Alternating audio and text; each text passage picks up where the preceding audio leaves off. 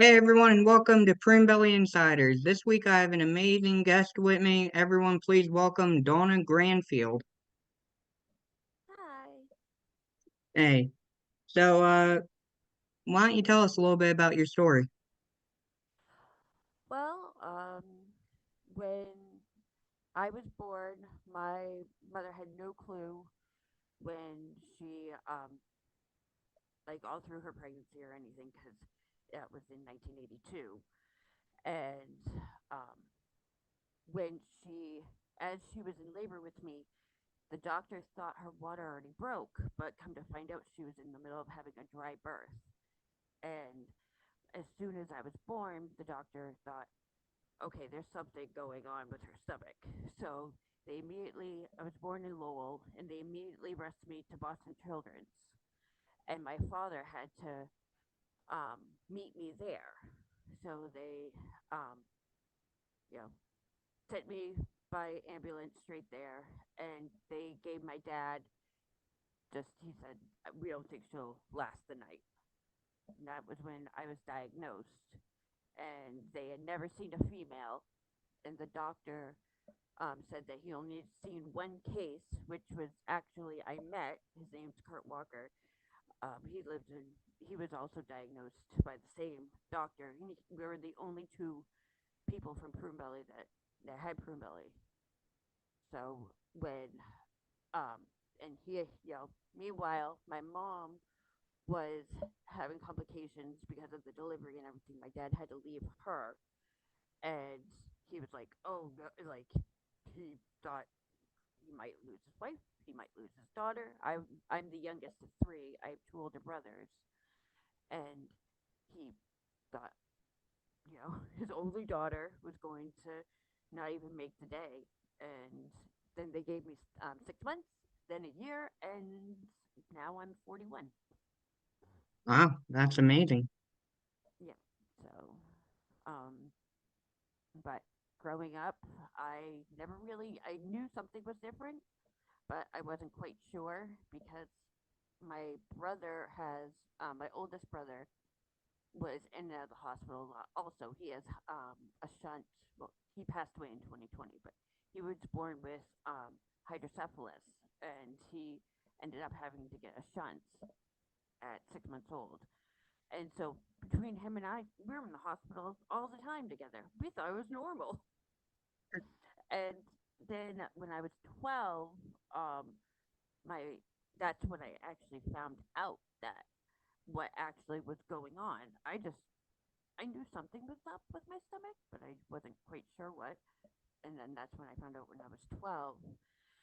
And then I got married when I was 19, and I always wanted to have a baby.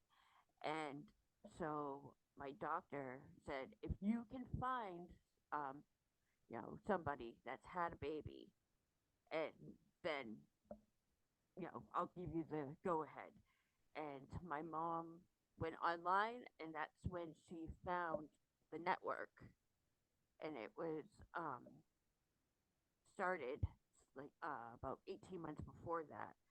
And um, doctors were still very hesitant to, and it still took until I was 23 or no, 22 to finally get the green light. And I had my first daughter, Raven. She'll be 17 on St. Patrick's Day. I had her at 35 weeks, and I ended up having her naturally. Um, when I was pregnant with her, it was not very easy at all. Of course, I was a guinea pig. Um, So, I had never, yeah. so what do you mean it wasn't easy? I was a total guinea pig. Nobody knew what we were going to expect with the pregnancy because I got a letter from a woman named Kathy in Australia that had two kids, that had two children, that she has prune belly as well. And she was able to have her children, full term. She didn't have very much complications and knew of another woman that lived in Australia, but we the network kind of lost touch over the years with her. So my doctors by the time when I was about 7, we moved from Massachusetts up to New Hampshire, and nobody's ever seen it here in New Hampshire. Nobody even knew what Prune belly was. I even had doctors growing up tell me that they didn't believe me.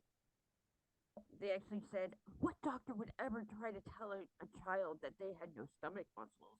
You can't live without stomach muscles. What doctor told you that?" And I was like, Boston Children's head of urology diagnosed me at birth. So you're going to tell me a little rinky dinky doctor in the emergency room is going to tell me that head of urology was wrong at Boston Children's? I doubt that. Yeah, especially since they're going back and forth, at least from what I've seen the last several years, for number one and number two in the country between Boston Children's and the Children's Hospital of Philadelphia. Right. Yeah. And and I mean, I remember when I was down in Boston and they gave me, um, I met with head of OB at Brigham and Women because by then I was too old to go to Boston Children's, but he actually talked to the urologist that diagnosed me, and he was like, "I can't believe she's still, she's up, she's married, she wants to have a baby," and he thought it was the greatest thing. And so they told me to be optimistic on the possibility of having children. That was when I I was 18. And so, like I said, I had my daughter when she'll be 17 on March 17th, and then that was in 2007, and then um, on my 29th birthday, I started having contractions because I had my oldest, at 35 weeks, and then I had my other daughter, who's now 12. I had her the day after my 29th birthday in 2011. That sounds like a great birthday gift. Yeah, it was pretty interesting. But yeah, my pregnancies were not the easiest at all. Like I said, I was a total guinea pig with them. They ended up, I was on bed rest when, with both of them by the time I was at 15 weeks because from the lack of support, typically a woman's, you know, pelvis bone kind of separates, to help with the delivery. But mine, instead of going straight, it went up and out. So it was like crooked. And every time my oldest would move, she would hit a nerve and my legs would buckle and I would fall. I would lose feeling in my legs Oh, wow. and I just Now, drop. now my question is, was there ever any fear that your children would have cream belly syndrome? Well, at the time, they did not think that there was any, it was just a fluke. And I had extensive ultrasounds all through my pregnancies. I had every test known to man because I wanted to make sure that my girls, that my kids were going to be safe and okay. And if they did, then so be it, you know. And luckily they, have asthma, due to being, a preemie and everything. My oldest has a little bit more medical problems because I had much more complications with my first pregnancy than my second. Um, at 23 weeks, I lost my mucus plug and I went into labor. And they had to put a cerclage in to hold her in, and then and I kept having contractions. Kept having to go in and have them stopped every week or so, and they almost had to keep me in at 32 weeks. But luckily, they were able to send me home, and I was on complete bed rest. They said, I had to have um, like they ended up having visiting nurses come in and help me and everything with both of my pregnancies. But and then when I went in, when I had my when I was got the green light at 35 weeks with my daughter when I finally, the last time I went into labor, and the doctors were like, okay, she's strong, and the baby's strong enough. Well, we feel comfortable just letting you go. I was in labor for 52 and a half hours. Wow. And yeah, it was a long, exhausting, and when it was time to push, they were worried because I was pushing and I was pushing, and she wasn't moving. And the doctor was because that was my biggest fear. Our both of our biggest fears was once it was time for delivery that I wouldn't be able, due to the lack of muscles and everything, wouldn't be able to deliver the baby. And but she was also worried due to the lack of muscles to do a C-section because there wouldn't be anything to hold everything back in place. That's And actually my I next question, ironically, was whether it was a C-section or not. Yeah, nope. I had actually both my girls natural due to that. And then when I was about 25 weeks, I started having difficulty urinating due to the baby floating around. She kept pinching off my ureters and everything, and so I had to start self-cathing, and I wasn't able to urinate at all as the pregnancy, worse and worse. It was harder and harder for me too because it just I wasn't able to avoid it at all. At first, I wouldn't. I was able to avoid a little, but then as time went on and as the baby got bigger, there was just no way. Even sometimes I was having a hard time even self-cathing because she would block it completely, and the doctor was concerned about that because I started getting kidney infections and stuff. And so when I was in labor, we didn't even think to have me cast at all. So when I was delivering, the doctor dawned on her. She goes, "When was the last time you cast? Used a catheter?" And I was like, well, the morning I went into labor, so 2.5 days ago."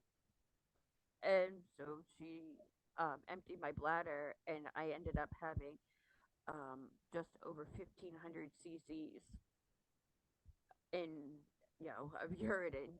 That's what was holding the baby in. And then it ended up by just after about 20 minutes of pushing, once we were able to empty the bladder, she came right out. No problems at all. Wow. So, yeah. And then when I would, like I said, both my pregnancies, I had difficulties. And um, with my with my youngest daughter, my second daughter, went into labor, I woke up. I remember I started having a little bit of contractions on my birthday, and I woke up just after midnight on the day after on the 10th, and I go, "This baby's coming," and I got to the hospital.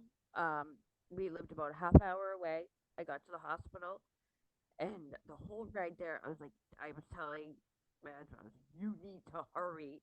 She's coming. She's coming." And I got there, and the, they met me at at the emergency room. And as soon as I got on the gurney, my water broke, and she was born 2 hours later. Wow. So my labor, my first labor was 52 and a half hours, and my second labor was 2.5. Wow, that's a big difference. Total difference, yeah. But yeah, it was, yeah, like I said, when I had my when I was when we had a prune belly convention in Boston, I remember trying to figure out how if any doctor could help us, help me find out if it would be safe for me to have a baby. And I have a stepdaughter that um, actually they were like asking the kids, what does prune belly mean to you? And she goes, "Prune belly means my mom." And the doctor was the, the doctor that was doing the exercise with the kids was completely confused. And so when she met with the families, the parents later, she was like, "There's this one girl that said Prune Belly means my mom," and I was kind of concerned on what she meant by that. And I was like, "Oh, that was my kid."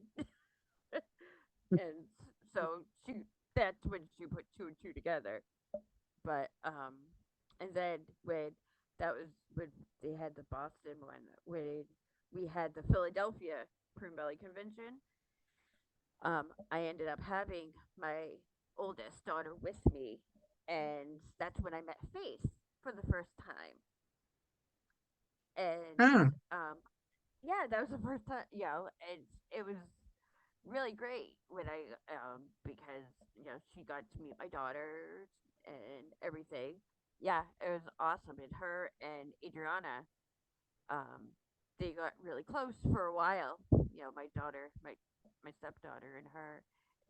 Then they got older and stuff. Life, but um, yeah, it was Now, really interesting. now, before the pregnancy, did the doctor ever tell you that you couldn't have children? They said that I the first time I spoke to a doctor, they said that I had like an 80% chance of not surviving a pregnancy.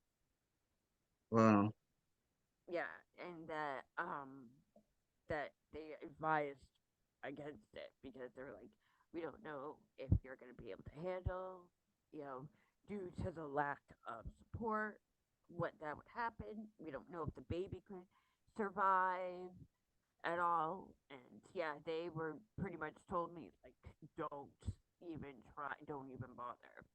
So I found out when that's actually how I found out when I was 12. Um, I had actually prune belly because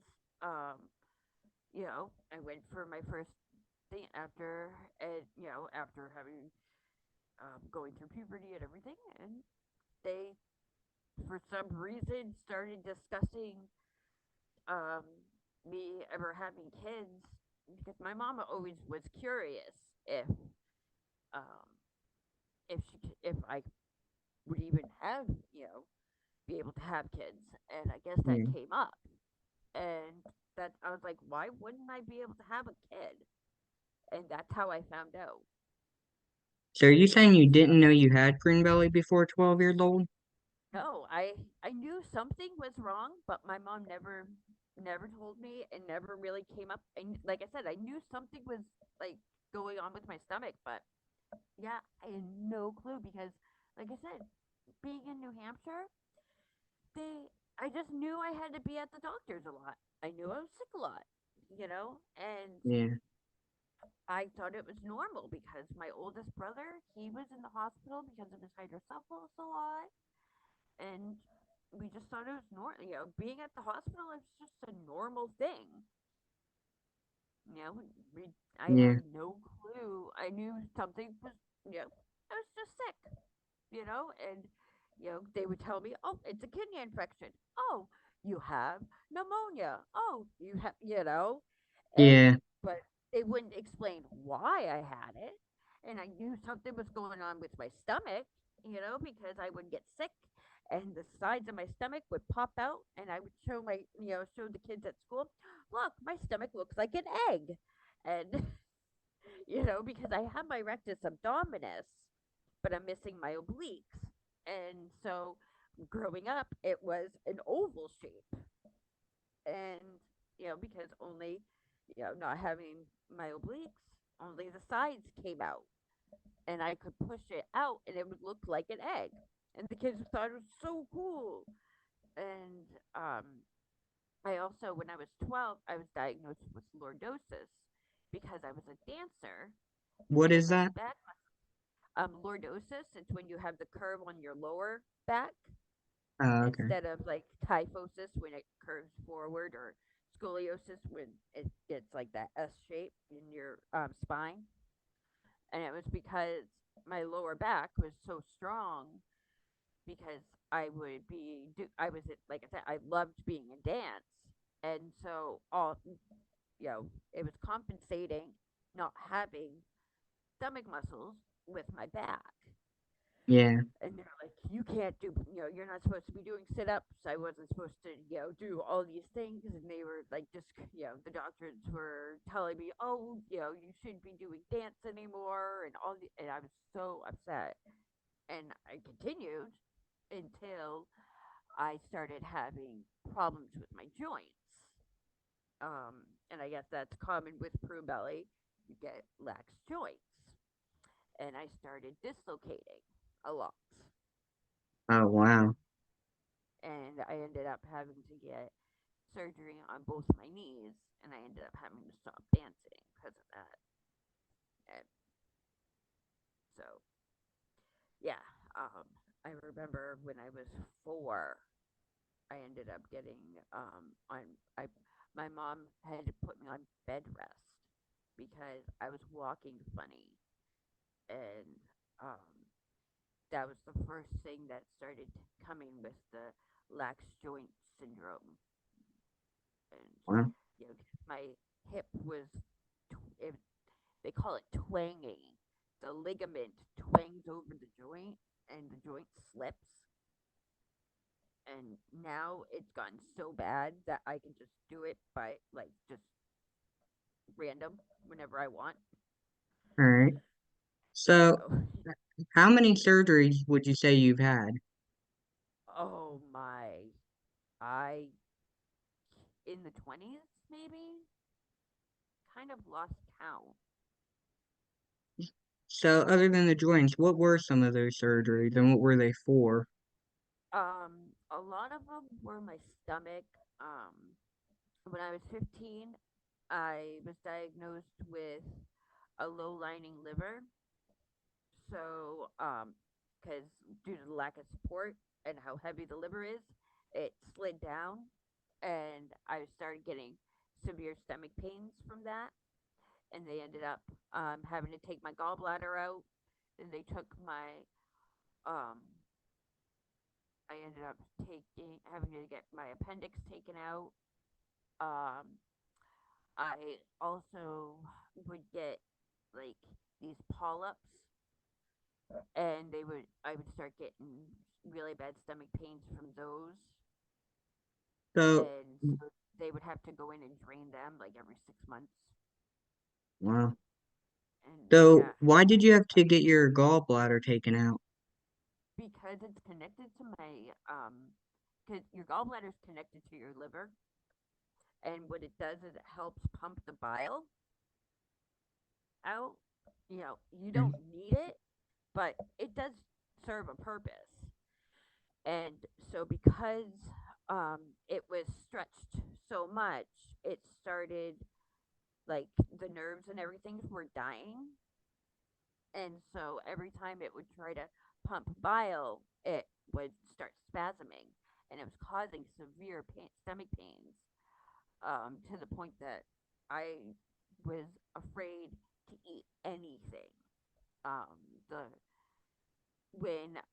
I ended up getting admitted into the hospital for 10 days, and they did an endoscope to see what was wrong. And that's when they figured it out. And I had asparagus 2 days before that, and it couldn't even break it down anymore. It was Wow. still in my system. And so I was just trying to figure out what food can I eat that would digest fast enough so I could just not be in so much pain. And I would end up like eating just lettuce because it's like 80% water towards the end. And then I come to find out that wasn't even getting broken down because it just couldn't. And they said that, due to it being stretched out for so many years, it was slowly stopped working. So they removed it, and they said that I was very lucky that they were glad that they discovered it when it did, because it was like almost completely like dead. It just stopped working altogether, and they were worried that it would have like pretty much like gone like caused a blood poisoning. All right. And why did you have your appendix taken out? That was because I also have, which they're not sure if it's linked. I have what's called POT syndrome, which is postural orthostatic tachycardia syndrome. I actually was part of a nonprofit not that long ago that did research on POT syndrome, so I actually Oh, know a little bit about that. yeah. So you're familiar with phantom pains. Yeah. Well, I was getting phantom pains. And that was part of the reason why I was having so many surgeries because I was getting a lot of abdominal pain in my right lower quadrant. And I was getting a lot of referred pain too. Anytime I would have any stomach pain whatsoever, it would refer over to my right side. I had a cyst in on my left side, and I never felt pain there at all. It would get sent to my right, Wow. and they couldn't even. And because of the prune belly causing everything to shift all around, and they tried to do an ultrasound, they would never be able to find any like cyst or anything like that. I had a your fallopian tube's about a centimeter around, and I had a 5 centimeter. It was like the size of a large golf ball, like one of those training golf balls, Yeah. in my fallopian tube, Mm. and so it. They're like, well, you must be getting referred pain, and so once once my body discovered, the referred pain, it kept having the phantom pains. So because there was such a hard time trying to track things down because of my prune belly, the doctors just love to just hop right in there and do exploratory surgeries. And Wow. they said, well, you don't need your gallbladder, so why don't we just eliminate it to make sure that that's not part of the problem? So, so they removed that. And yeah, I was a guinea pig for a lot of things like that because, like I said, they just kept going in to do exploratory, and they would remove the polyps and the scar tissue from the last surgery, and then more scar tissue would build up, and yeah. So now that I know it's phantom pains, I just deal with it Yeah. because And it's funny that you keep saying the word guinea pig because that the two words I hear most with prune belly, at least from doctors, are guinea pig and pioneer. yep. Oh yeah. I yep. I've heard that many times. And I remember growing up and going into doctors, and then all of a sudden, before I knew it, I would have like 5 or 6 doctors in a room, and just asking my mom tons of questions and asking the doctor, and I'm just going, hi, love it. And I just started loving being center of attention, and, and just, okay, no problem, okay. And it was like totally normal for us. And that's why I just didn't think anything of it growing up because it was either I was constantly having that or my brother because my brother, like I said, with him having hydrocephalus and how wonderful Boston Children's is, he was a guinea pig himself, and he just, thank God he was born when he was because he fell into the criteria of the age when he could be one of the first children to get a shunt. Yeah. And so we were both guinea pigs like that. And so, like I said, because my brother, I didn't think anything of it until I was old enough to understand it and like realize, wait, you're talking about something serious, you Yeah. know. So yeah, it was. Yeah, I hear. Yeah, you're gonna be a guinea pig for us a lot. Yeah. Well, Zoom's telling me we have 3 minutes left, but I still have a couple more questions. Yep. All right, first, have you ever dealt with depression from Prune Belly or anything like that? Anxiety, depression? Oh yes, I have a lot of that just because just with self image alone and stuff, and um I have been passed over with you know different things in my life just because I would have people going up to my brothers even and asking them if I was pregnant when I was 13 Yeah, and things like that, and and trying to it's very hard to try to figure out the right clothes to wear and getting stressed about whether or not you're going to have to walk out the door and explain why and having my girls come home upset because people don't believe them that I'm not pregnant, and well, or yeah, or not being able to wear simple bathing suits or anything like yeah. that, you know. So, what advice would you give somebody with Prune Belly who's feeling depression or anxiety?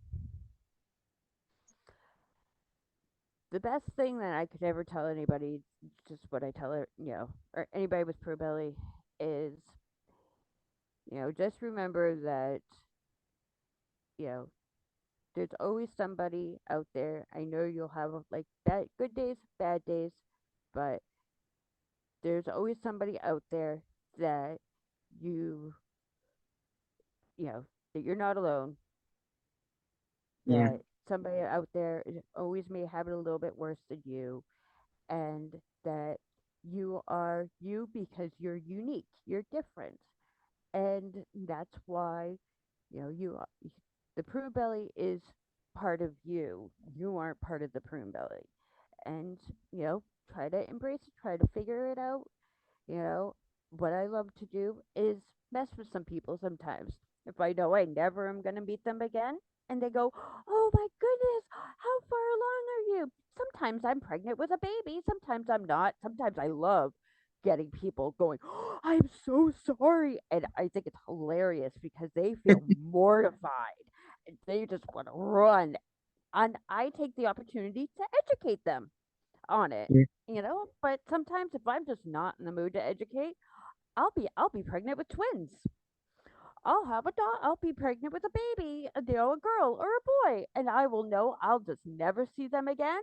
And yeah, good. One time I was in a hot tub, and somebody said, "In your condition, you should not be in it." And I said, "It's okay. The doctor told me as long as I'm in here no more than 20 minutes, being pregnant, I'll be fine." And I wasn't. Hey, all right, everyone. I want to thank you for watching the video. Don't forget to like, subscribe, hit the notification bell, and please don't forget to share the video. And together we can hashtag spread Prune Belly awareness. I want to thank Dawna Granfield for coming back on the show again, and I hope everything goes well. And I'll see you next week.